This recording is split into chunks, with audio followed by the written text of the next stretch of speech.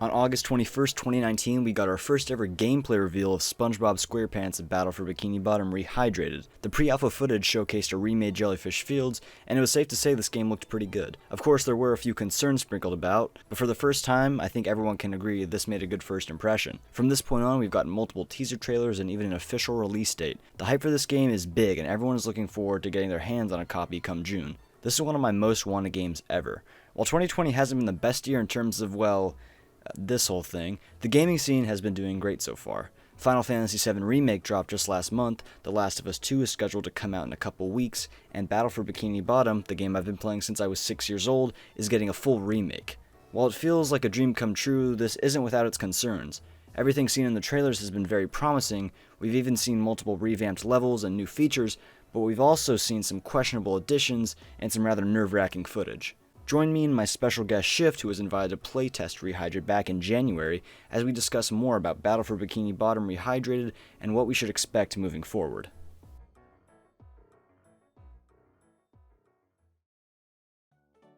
When it comes to the visuals in BFBB Rehydrated, I think everyone is on the same boat. It looks fantastic. This isn't surprising, as the game is being built using Unreal Engine 4. If we take a look at the Spyro Reignited trilogy released in 2018, we can see that this engine, when used right, can make a game look gorgeous when comparing it to its original counterpart. And while the visuals are great, Purple Lamp has also decided to revamp the music tracks for this game as well, as seen in the first official gameplay trailer. Since this game is planning to release on all current platforms, being PlayStation 4, Xbox One, PC, and the Switch, Purple Lamp is going to have to make some drawbacks to the visuals if they want to hit a stable 60 FPS frame rate on the Nintendo Switch. They've gone on record saying that all platforms will maintain a 60 FPS frame rate, but the Switch, being a more limited console when it comes to power, is at an automatic disadvantage. We see this all the time when games are ported to the Switch.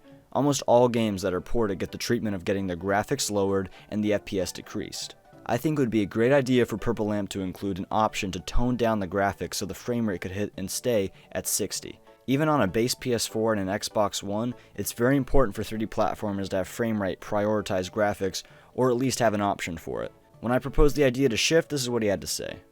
Their stance on that, for console releases at least, they said they didn't want to add too many options in the main menu. That was just one of their stances. They believe that it makes things a bit complicated. I mean, it was at the point where they were debating over actually adding the ability to disable the follow effect on the camera, which is presumably making it in the final version. That's what they said. They're going to have the ability to disable camera follow so you can manually control it. That's good. But they definitely, like, for each potential option in the main menu, they debated heavily over whether to include it because they wanted to keep it as minimalistic as possible to make it simplified. There's a heavy emphasis on simplification and accessibility with this game so that anybody could play it. So I don't think they'd probably do that, but on the PC version, I would hope they'd have it, because PC games need to have those kinds of options. Seeing as SHiFT is the only one in the speedrunning community that got to playtest the game, I asked him if he had any suggestions going in. Seeing as he's put thousands of hours into this game, I'm sure he has some critiques of his own, and also some quality of life changes. This is what he suggested to Purple Lamp. So we sat down and I played through each level. And during each playthrough of each level, I would just, like, if I saw something that felt off, if I noticed something that felt weird, I would just mention it. And they'd all kind of sit around the table with me. And as I was playing, they just write down the stuff I was saying. And some of the stuff that they said, that I said, some of the stuff that I mentioned also, you can see those changes in the trailers too. Like, people pointed out that they had the button icons were, like, for certain buttons in the game. In the original, all the buttons were just hand imprints to show that you can press the button, but in the remake I suggested they should make different, like a cruise bubble symbol for the cruise bubble buttons, a bubble bowl symbol for the bubble bowl buttons. I suggested this because the goo tanker spatula is very it's not very obvious how to do it when you're a casual player, so I suggested one, change those symbols for accessibility, but they also help make the goo tanker spatula easier to obtain because you can just etch, like, a little subtle symbol of the cruise bubble icon into the tanker, so if you see it, you can hit it. So that was one of the couple of suggestions that I made for that, but there are also, like, more other, like, I know you were mentioning, you asked about the rock bottom thing in the DMs earlier, the big sequence break where you can just glide across. So the way I suggested to do that is make it so the slide if you notice from the screenshots, the slides have neon lights bordering them in this remake. So like there's like a bit, they're like almost like glow sticks that border the slide, the big one at the end of the level. And I suggested like maybe make it so the slide comes out of the cliff when you talk to Mr. Krabs, kind of like you know how the Murmur lobby, when you press the button, the bridge completes itself, kind of like that, but with a slide, where it kind of completes itself once you talk to Mr. Krabs. But obviously, like, be pretty resource intensive to make that happen, I guess. Which one of my suggestions on how to do it, but they're definitely aware of how broken Sandy's lasso hovering is in the original, to try and make that you know, not exploitable. You can just skip to the end, because obviously, if they're making the levels to scale, and you still, you know, the same hovering mechanics apply, that's an opportunity to exploit. When it comes to Rehydrated's multiplayer, I'm mixed.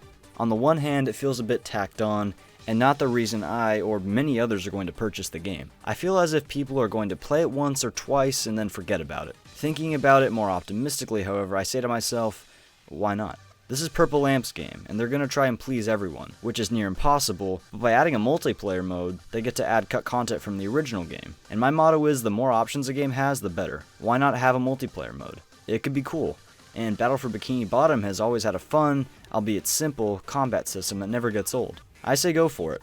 It won't hinder anyone's experience with the single-player campaign, so why not? This is what SHiFT had to say on the matter.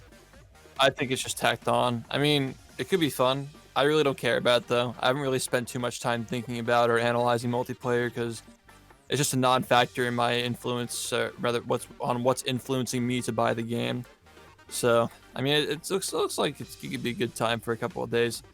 An excuse to play games with people, you know, but I don't think it's going to impact the story in any way. The thing is, they want to keep the remake faithful, so they're adding the stuff they promised outside of the original to make it the solo career or solo campaign faithful, and then have the other stuff outside of it, which obviously we know that by now. But yeah, the multiplayer, it was not initially. I don't know why they or how early they were planning on making multiplayer.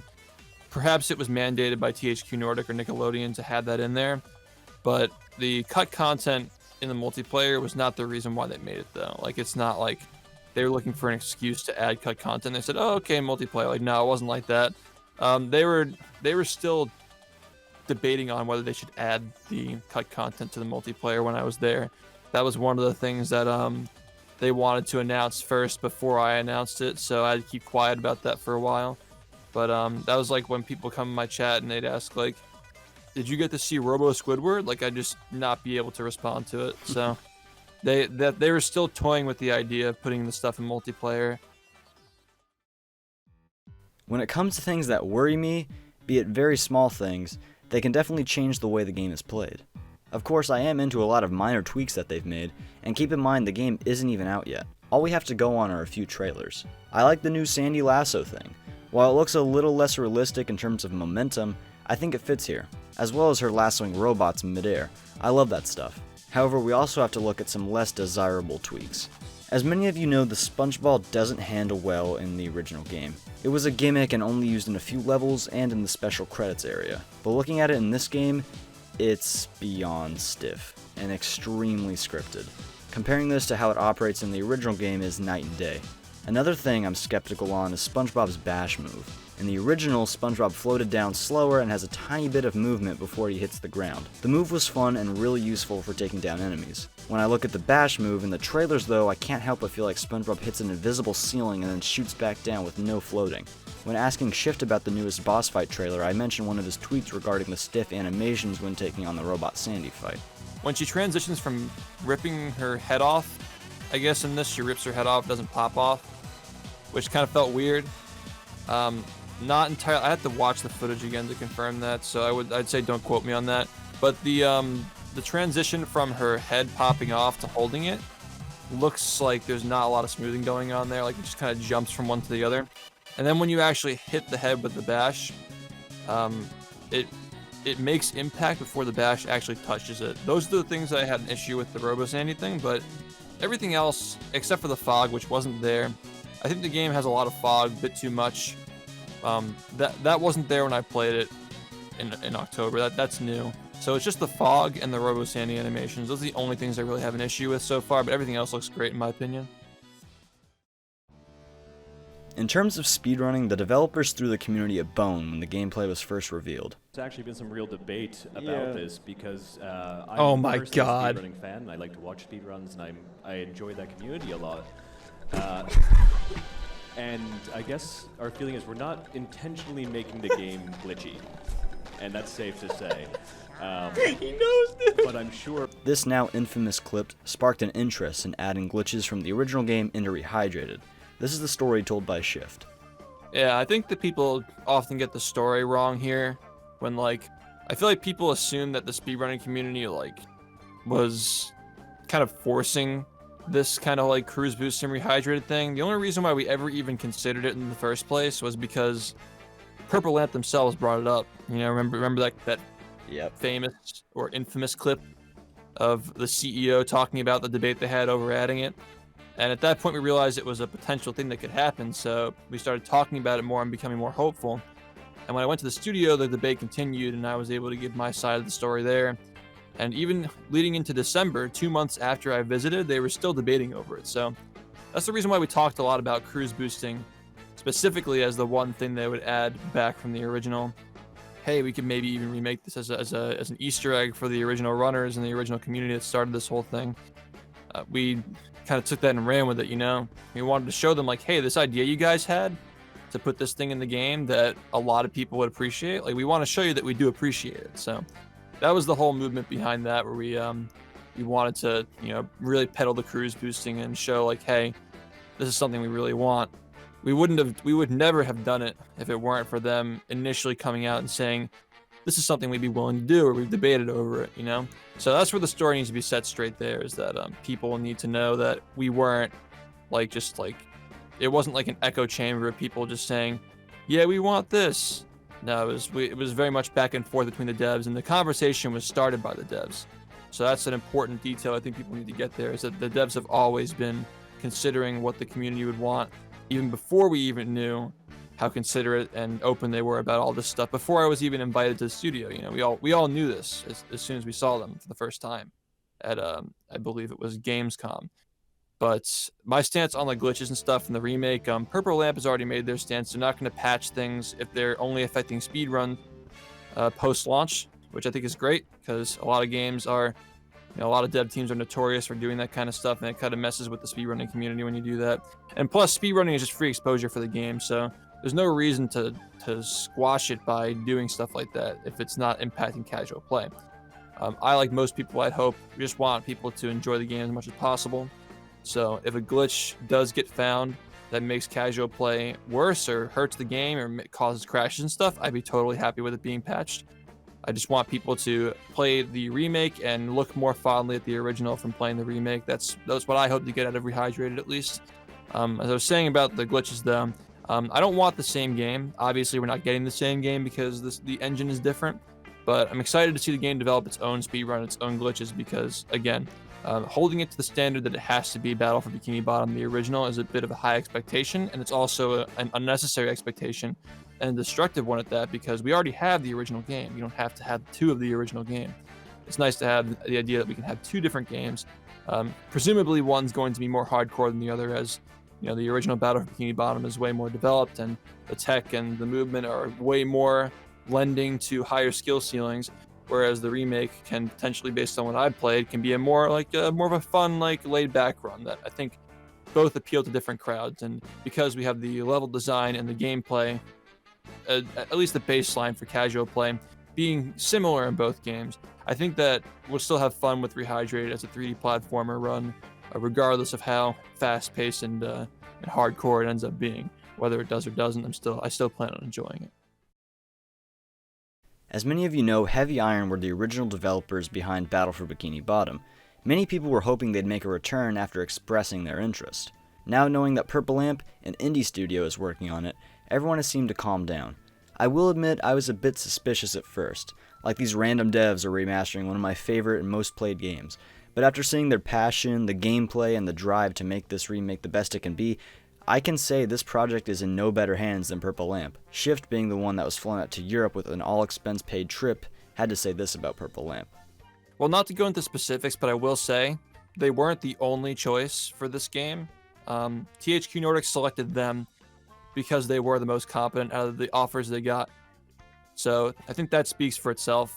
But furthermore, their willingness to, and I won't go into details on this either, but it's not easy flying one person out to Europe for 3 days and putting them in a hotel and paying for all their meals and so forth. Like, they went way out of their way to make that happen, and they knew that getting an ambassador from the original community that started all this stuff, they knew that what they were doing was going to be received well, and they knew that what they were doing was going to make the game better by getting opinions from somebody who's played it for all these years. So they're definitely great on the PR. They're definitely great with communicating with the people who play the game.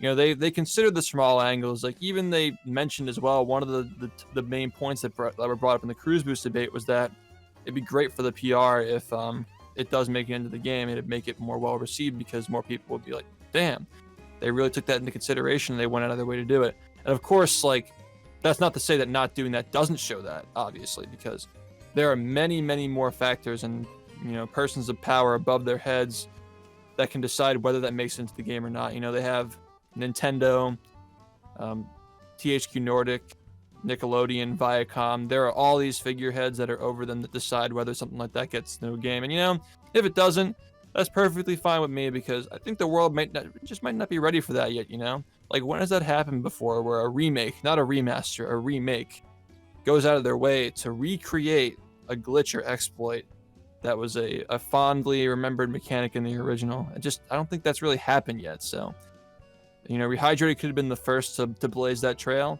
and if it isn't, you know, that's okay. You know, they said there were talks about a sequel. Maybe they could implement a similar mechanic in the sequel as a part of the actual game. You never know. And, you know, I'm on great terms with them. We consider each other friends. Also, THQ Nordic as well, friends there as well. You know, we can make stuff like that happen now that we're so close. We're all working together.